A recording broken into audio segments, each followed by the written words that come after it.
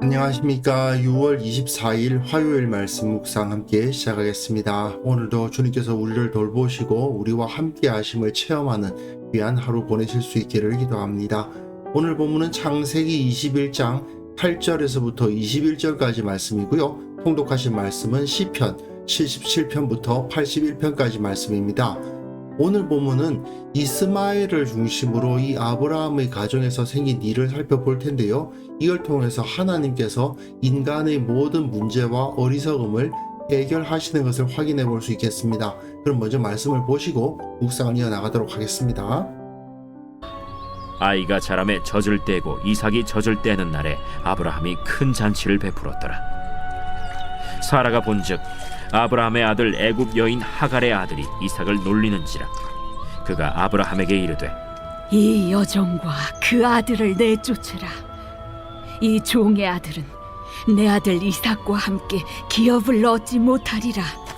아브라함이 그의 아들로 말미암아 그 일이 매우 근심이 되었더니 하나님이 아브라함에게 이르시되 내 아이나 내 여종으로 말미암아 근심하지 말고 사라가 내게 이른 말을 다 들으라. 이삭에게서 나는 자라야 네 씨라 부를 것임이니라. 그러나 여종의 아들도 내 씨니 내가 그로 한 민족을 이루게 하리라. 아브라함이 아침에 일찍이 일어나 떡과 물 한 가죽 부대를 가져다가 하갈의 어깨에 메어주고 그 아이를 데리고 가게 하니 하갈이 나가서 브엘세바 광야에서 방황하더니 가죽 부대에 물이 떨어진지라. 그 자식을 관목더물 아래에 두고 아이가 죽는 것을 참아 보지 못하겠다 하고 화살 한바탕 거리 떨어져 마주 앉아 바라보며 소리내어 우니 하나님이 그 어린아이의 소리를 들으셨으므로 하나님의 사자가 하늘에서부터 하갈을 불러 이르시되 하갈아, 무슨 일이냐? 두려워하지 말라. 하나님이 저기 있는 아이의 소리를 들으셨나니 일어나 아이를 일으켜 내 손으로 붙들라.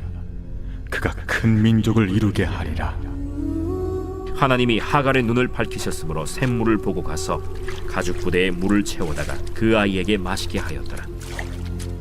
하나님이 그 아이와 함께 계시매 그가 장성하여 광야에서 거주하며 활 쏘는 자가 되었더니 그가 바란 광야에 거주할 때 그의 어머니가 그를 위하여 애굽 땅에서 아내를 얻어 주었더라. 예, 하갈과 이스마엘이 아브라함의 집에서 쫓겨나는 이야기를 보셨습니다. 아이가 자라매 젖을 뗍니다. 이삭이 젖을 떼는 날에 아브라함이 큰 잔치를 베풀었습니다. 여기서 젖을 뗐다는 것이 우리식으로 모유를 그만 먹게 됐다, 그 정도는 아닙니다. 이 당시에는 이 젖을 뗐다라는 이 표현 자체가 어느 정도 컸다는 것을 의미해요. 그러니까 이 젖을 뗀다는 것이 정확하게 몇 살이 됐는지는 잘 알 수가 없는데 어쨌든 이삭이 젖을 뗐습니다. 그때에 아브라함이 큰 잔치를 베풉니다. 그런데 문제는 사라가 본즉 아브라함의 아들 애굽 여인 하갈의 아들이 이삭을 놀리는지라 되어 있죠. 자, 문제가 생기기 시작한 겁니다. 성경에서는 일부 일처제를 가르칩니다. 어떤 이들은 아닌데 성경의 일부 다처제를 가르치는 거 아니야? 그렇게 생각하시는 분들이 있는데 이거는 성경의 맥락을 제대로 이해하지 못하시는 데에서 나오는 오해입니다. 분명히 창세기 2장 24절에 남자가 부모를 떠나 그의 아내와 합하여 둘이 한 몸을 이룰지로다 되어 있거든요. 둘이 한 몸을 이루고요. 여기서 남자가 아내 다 단수로 쓰여 있습니다. 한 남자가 한 아내와 만나서 한 몸을 이루는 겁니다. 그것이 하나님의 법도예요. 가인의 후손 라멕이 두 아내를 맞이했다라는 표현에서도 그렇고 일부 다처는 잘못된 것이다라는 것을 계속 보여줍니다. 아니, 아브라함도 비록 종이긴 하지만 하갈을 맞이한 거고 야곱도 아내가 넷이나 있지 않았느냐, 다윗은 얼마나 아내가 많았느냐, 그렇게 말씀하시는 분들도 많은데요. 맞습니다. 그런데 그것 때문에 문제가 생긴다는 것을 성경이 계속 가르쳐요. 여기서 나타나는 것이 첫 번째 예예요. 결국 일부 다처, 두 명의 아내가 생겨버리니까 심각한 문제가 생기더라 이거죠. 애굽 여인 하갈의 아들 이스마엘 아닙니까? 이스마엘이 이삭을 놀리는지라 되어 있는데요. 원어에 보시면요. 이삭을이라는 말이 없습니다. 하갈의 아들이 놀리는지라 되어 있지만 놀리는지라 웃는지라일 뿐입니다. 차이 큰데요. 즉 하갈의 아들이 웃는 것을 사라가 봤어요. 이것이 이삭을 놀리는 것이었을 수도 있지만 그냥 큰 잔치를 보고 좋아했던 것일 수도 있습니다. 그런데 사라는 그걸 못 보겠는 거예요. 그러고는 그가 아브라함에게 이르되 이 여종과 그 아들을 내쫓으라. 이 종의 아들은 내 아들 이삭과 함께 기업을 얻지 못하리라. 아브라함이 거부 아닙니까? 큰 부자인데 그 유산을 이스마엘에게 나눠줄 수 없다라는 겁니다. 상당히 심각한 문제가 되는 거죠. 자, 여기서 우리가 한 가지 잊어서는 안 될 것은 지금 이스마엘의 나이가 몇 살이냐는 겁니다. 아브라함이 할례를 받을 때 99세였고 그때의 이스마엘은 13세였습니다. 100세에 이삭을 낳았으니 이삭이 태어날 때 이스마엘은 14세였고 젖을 떼는 날이라는 것이 몇 년 훈지가 명확하지 않은데 3년에서 5년까지도 잡거든요. 그런데 정확하지는 않지만 어쨌든 최소 14세에서 최대 19세 정도 되는 나이에 이스마엘이 있었다. 요건 우리가 이해할 필요가 있습니다. 그런데 이 당시에 14세는 성인식을 하는 나이입니다. 이 전통이 지금 현대 교회에도 넘어오고 있어요. 유아 세례를 받는 교단에서는 아이에게 유아 세례를 준 다음에 나중에 입교 예식을 하지 않습니까? 입교 예식을 몇 살 이후에 할 수 있는지 혹시 아십니까? 만 14세 이후에 합니다. 왜? 7 곱하기 2예요. 7년을 2번 해서 14년이 지나면 그 아이의 고백은 성인이 자기 인생에 대해서 결정하는 효력을 가지고 있다고 보는 거예요.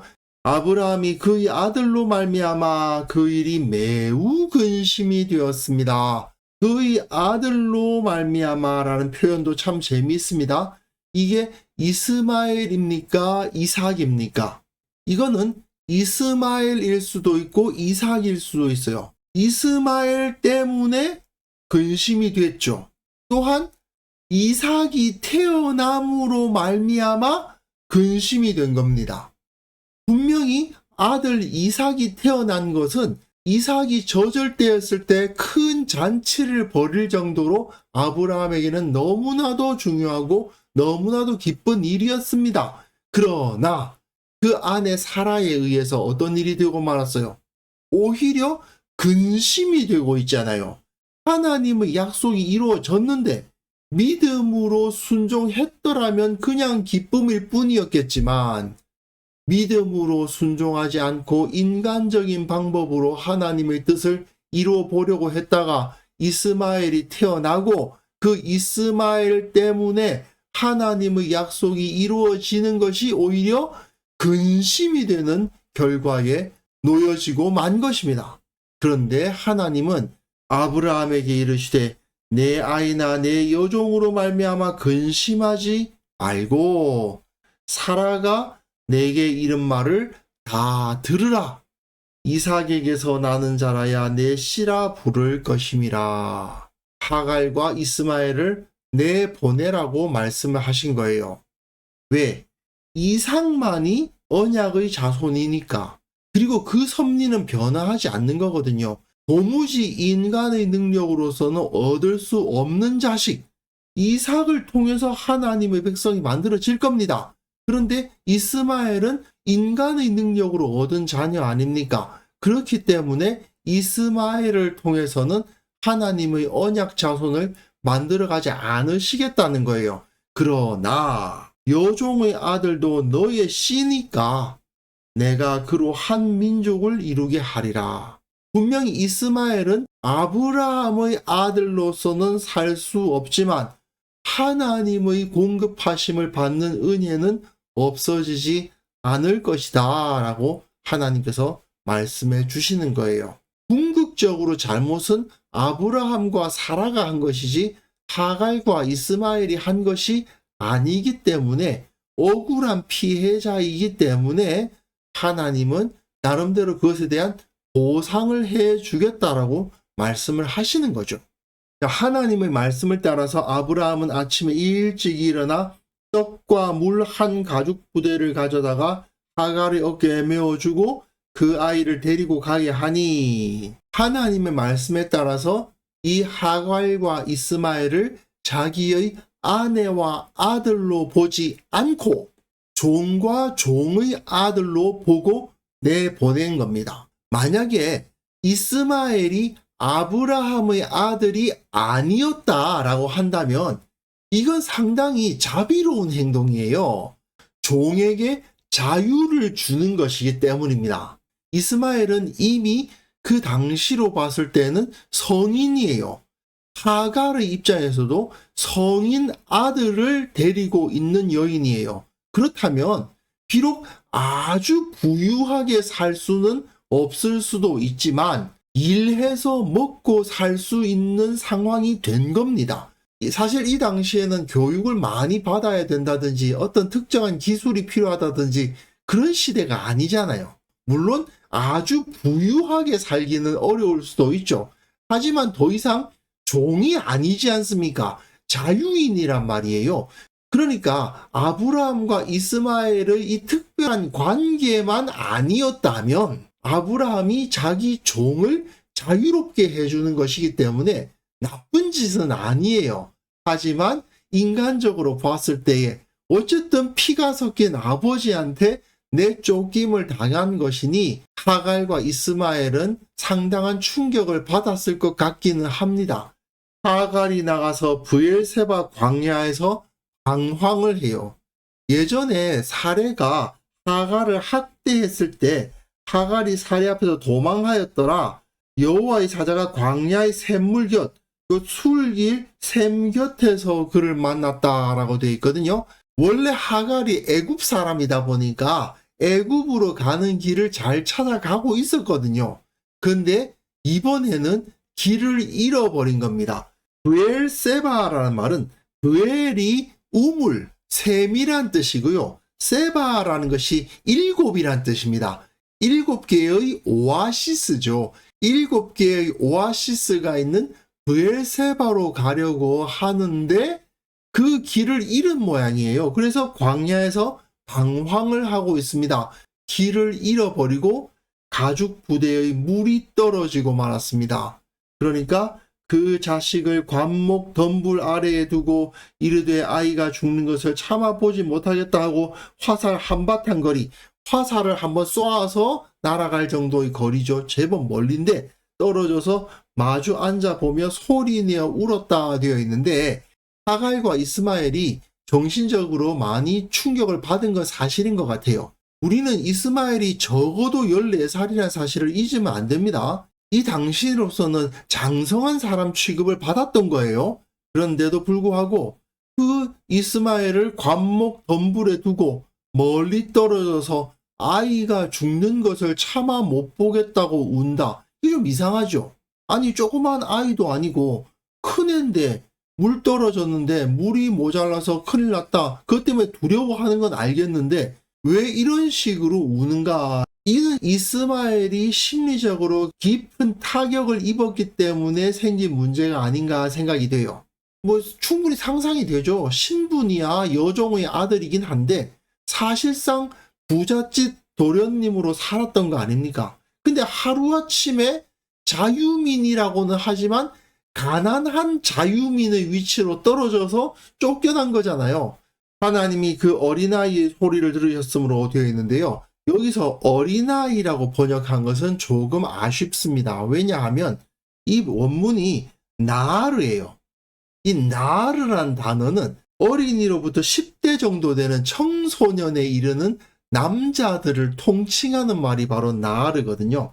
어린 아이 이렇게 번역하다 보니까 조금 오역인 것 같습니다. 나름 이스마엘도 13살 때 할례를 받았고 아브라함의 집에서 하나님에 대해서 들었지 않겠습니까? 그의 신앙 수준은 어느 정도였는지 알 수 없지만 하나님에 대해서 알기는 했겠죠. 그러니까 이런 상황에서 하나님 앞에 원망하는 기도를 하고 있지 않았을까요? 하나님으로부터 택함 받았다는 아버지가 나한테 이럴 수 있는 거냐? 어떻게 하나님께서 이런 식으로 나에게 섭리하실 수 있느냐? 이렇게 원망하는 기도를 할 만하지 않습니까? 그 어린아이의 소리를 들으셨다? 결국 그 기도를 들으셨다는 이야기라고 생각할 수 있습니다. 그러니까 하나님의 사자가 하늘에서부터 하갈을 불러 이르세요. 하갈아, 무슨 일이냐? 두려워하지 말라. 하나님이 저기 있는 아이의 소리를 들으셨다. 일어나 아이를 일으켜 내 손으로 붙들라. 그가 큰 민족을 이루게 하리라 하시니라. 하나님께서 이스마엘을 격려하라고 하시는 겁니다. 그 어머니를 통해서 그 아이를 붙들어라. 이스마엘을 격려해라. 절망하지 않도록 해라. 하나님은 그가 큰 민족을 이루도록 섭리하실 것이기 때문에 두려워하지 말고 일어나라 라고 말씀을 하시는 거죠. 그리고는 하나님이 하갈의 눈을 밝히시고 샘물을 보고 가서 브엘세바를 찾은 겁니다. 브엘세바로 가는 길을 가다가 길을 잃었다가 그래서 물이 다 떨어지고 말았는데 브엘세바를 발견했고 가죽 부대에 물을 채워다가 그 아이에게 마시게 하였고 하나님은 그 아이와 함께 계셔서 여기서 아이라는 거 다 나릅니다. 청소년까지 포함하는 단어예요. 그가 장성하여 광야에서 거주하며 활 쏘는 자가 되었더니 아주 강하게 되었다는 거죠. 사냥꾼이 되었다는 겁니다.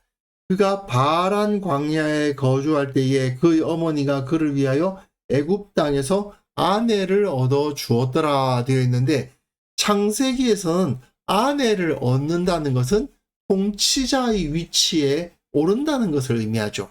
지도를 보시면 여기가 사해 아닙니까? 소돔과 고모라가 이쪽에 있었을 건데 여기가 브엘세바입니다. 브엘세바 남쪽에 이 지역이 다 바란 광야예요. 이 바란 광야에서 거하면서 활 쏘는 자, 사냥꾼이 되었습니다. 강한 자가 되었던 것이죠. 그리고 아내를 얻어서 그 아내를 통해서 자녀들을 보게 되고 그 아내를 통해서 큰 민족을 구성하게 될 것을 여기서 미리 보여주고 있는 것입니다. 이스마엘은 아브라함과 사라의 불신앙으로 인해서 태어났고 하갈과 이스마엘은 어떻게 보면 피해자라고 할 수 있습니다. 하지만 하나님은 하갈과 이스마엘을 버리지 않으시죠. 그들이 살아갈 수 있을 뿐 아니라 나름대로 번성할 수 있도록 은혜도 허락해 주셨습니다. 물론 언약의 계보를 이어갈 수 있는 사람들은 아니었습니다. 그래서 언약의 계보는 이삭을 통해서 이어가셨죠. 하지만 하갈과 이스마엘을 버리지 않으시고 그들이 받은 피해를 하나님께서 다 채워주시고 갚아주시더라는 것을 오늘 본문에서 우리는 발견해야 됩니다. 아브라함과 사라의 입장에서 본다면 자신들의 잘못으로 인해서 그 가정에 심각한 문제가 생겼지만 결국 하나님께서 그 모든 것을 해결해 주셨기 때문에 하나님께 감사할 수밖에 없었을 겁니다. 물론 철저히 말씀을 믿고 하나님의 때를 기다렸다면 아무 문제 없었겠죠. 하지만 이렇게 잘못을 저질렀지만 하나님은 그 모든 문제를 결국 해결해 주시지 않습니까? 물론 그 과정에서 나름대로 고통을 경험했고 치러야 할 대가도 있었습니다. 하지만 그럼에도 불구하고 하나님께서는 모든 문제를 해결해 주셨죠. 또 하갈과 이스마엘의 입장에서 본다면 물론 그들은 억울하고 분할만 합니다. 갑자기 내쫓김을 당하니까 그 변화된 상황에서 고통도 경험했을 겁니다. 하지만 하나님께서는 여전히 신실하게 그들을 붙들고 계셨고 억울한 피해자였던 그들을 위해 주시고 그 모든 고통에 대한 보상을 해 주셨죠. 그리고 그들이 번성할 수 있도록 도와주셨습니다. 결국은 우리가 잘못해서 어려움을 당할 수도 있고 또 내가 잘못하지 않았음에도 불구하고 세상에서 억울하고 힘든 일을 당할 수도 있습니다. 그런데 결국 하나님께서는 그 모든 문제들을 다 해결해 주시고 다 그것들을 가장 좋은 길로 인도해 가십니다. 우리는 이 믿음 위에 서야 되는 거죠. 아브라함과 사라처럼 내가 잘못해서 생기는 문제일 수도 있고 하갈과 이스마엘처럼 내가 한 것이 아님에도 불구하고 억울하게 어려움을 당할 수도 있지만 결국 하나님께서는 이 모든 것 위에서 가장 좋은 길로 우리를 인도하시고 억울한 자에게는 보상해 주시고 잘못된 선택을 한 사람들이 회개했을 때 그 문제를 해결해 주시는 방법으로 섭리해 가신다는 것을 우리는 오늘 본문을 통해서 배울 수 있을 것 같습니다. 그래서 이 시간 함께 기도하실 때에는요, 내 인생의 주인이 되어 주옵소서, 가장 좋은 길로 우리를 인도하여 주옵소서, 억울하고 힘든 일 당할 때마다 주님께서 갚아주시고 채워주옵소서. 함께 기도하는 시간 가졌으면 합니다.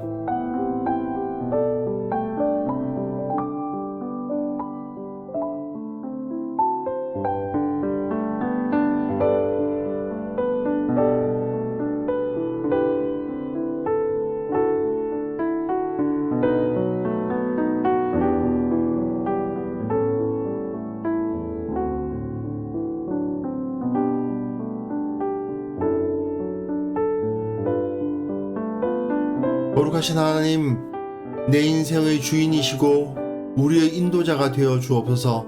우리의 인생에서 가장 좋은 결과들을 허락하여 주시고 어려운 일 당했을 때 도와주시고 모든 억울한 일들, 힘든 일들 당할 때마다 주님께서 갚아주시고 채워주옵소서.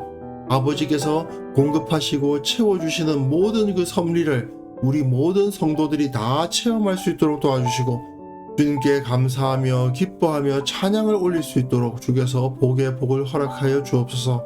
아버지, 오늘 하루 살아가는 그 모든 삶 가운데서 이 은혜를 믿고 이 은혜를 느끼며 살아갈 수 있기를 원합니다. 아버지께서 우리와 함께 하시고 주님의 능력으로 채워주시고 우리를 붙들어 주시고 우리의 마음을, 우리 행동을 지켜주옵소서. 감사드렸고 예수님의 이름으로 기도합니다. 아멘.